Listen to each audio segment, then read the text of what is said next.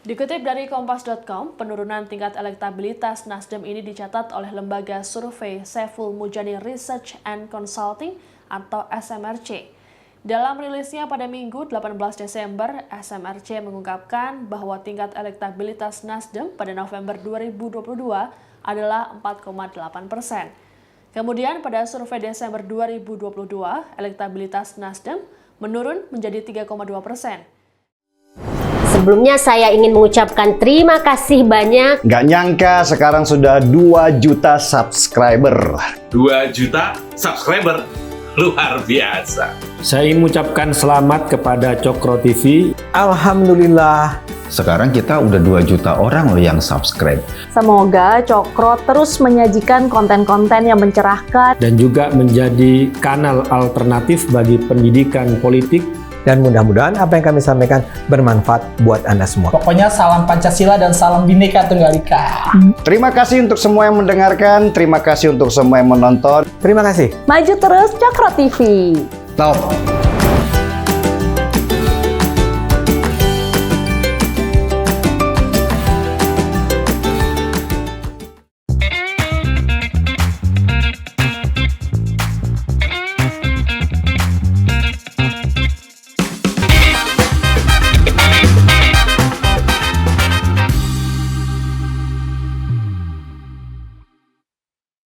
Akhirnya selesai sudah ajang Piala Dunia 2022 di Qatar dengan pemegang juara adalah Argentina.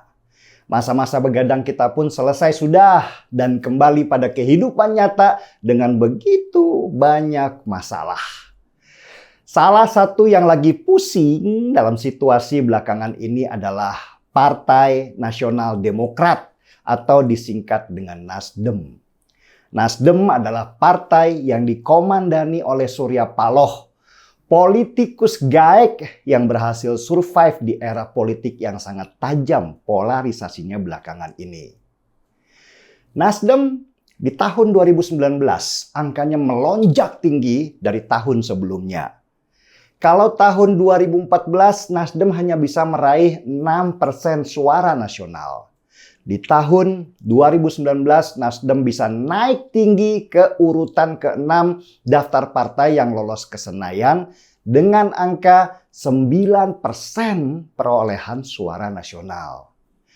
Posisi Nasdem ini membuat Surya Paloh semakin diperhitungkan di pentas politik nasional karena kemampuannya untuk berada di barisan pemenang kekuasaan.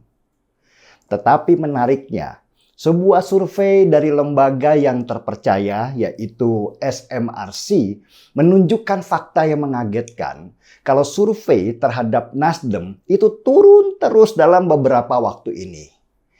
Di bulan November, hasil survei Nasdem hanya mencapai 4,8%. Tetapi di bulan Desember, elektabilitas Nasdem menurut SMRC hanya 3,2% saja. Dan kalau pemilu dilakukan hari ini, sudah jelas Nasdem tidak akan lolos ke Senayan mengingat syarat untuk lolos partai harus mendapat minimal 4% suara nasional. Pertanyaannya nih, apa penyebabnya? Apakah karena nama Anies Baswedan yang sekarang sedang diusung Nasdem? Saya coba mengulik sedikit kemungkinan kenapa suara Nasdem turun terus dan gak sesuai dengan harapan Surya Paloh ketika dia pertama kali menunjuk Anies Baswedan sebagai calon presiden Nasdem. Polarisasi di negara ini akibat Pilgub DKI di tahun 2017 yang penuh dengan politik identitas itu bukannya semakin berkurang, justru semakin menguat. Polarisasi atau perbedaan pandangan dalam politik itu dicemaskan banyak orang karena bisa mengakibatkan perpecahan. Tapi maaf ya, saya berpandangan terbalik. Perbedaan pandangan itu penting banget. Apalagi ketika kita berhadapan dengan kelompok yang ingin mendirikan negara agama di NKRI ini. Karena tanpa perbedaan pandangan yang kuat, maka bisa dipastikan ide pendirian negara agama akan dimakan oleh masyarakat awam karena dibiarkan. Jadi polarisasi pada saat sekarang ini sebenarnya positif bukan malah negatif. Dan memang harus dipelihara. Karena kalau bicara tentang NKRI, tentang Pancasila, tentang ideologi negara, gak boleh ada perbedaan pandangan. Dan pandangan yang membela negara adalah pandangan yang seharusnya paling kuat dari pandangan kelompok yang ingin mendirikan negara agama di negeri ini. Anies Baswedan, akibat apa yang dia lakukan di Pilgub DKI 2017, sudah terstigma namanya sebagai bapak politik identitas. Pilgub DKI di tahun 2017 memang pilgub yang menyakitkan buat seluruh bangsa Indonesia. Karena itulah model terkecil politik yang membahayakan keutuhan bangsa Indonesia.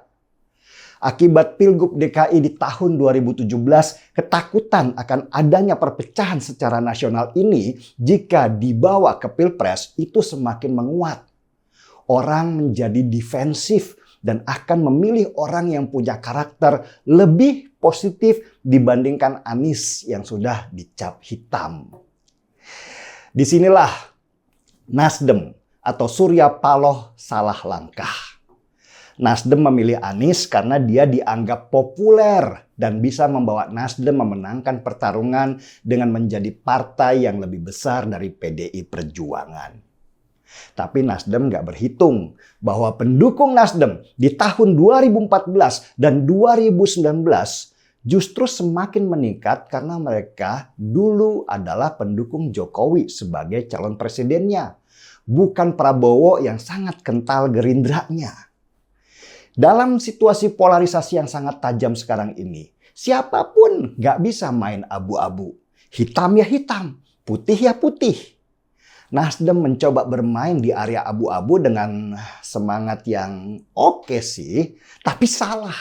Yaitu mencoba meminimalkan polarisasi dengan berada di tengah antara para pemilih yang pro NKRI dan pemilih yang ingin menjadikan negara ini negara agama. Apalagi Nasdem dulu sudah dianggap musuh besar kelompok politik identitas itu dan tiba-tiba mencoba berteman dengan mereka. Jelas Nasdem akan dicurigai sebagai kuda Troya yang akan merusak kelompok politik identitas yang sekarang semakin lama ini semakin melemah. Nasdem serba salah jadinya. Kesini dimusuhi, kesana nggak diterima.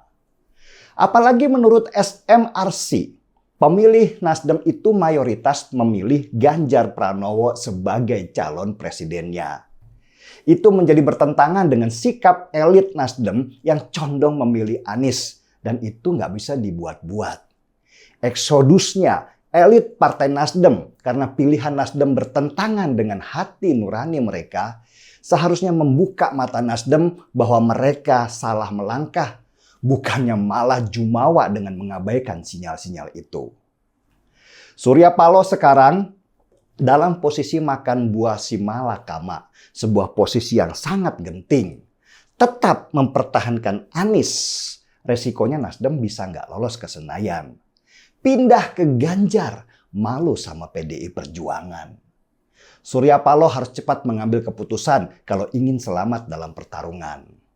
Bagaimana Pak Surya Paloh? Bapak pasti lebih tahu apa yang harus dilakukan kan?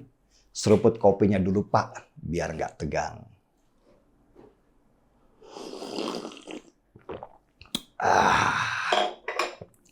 Mari kita bongkar semua.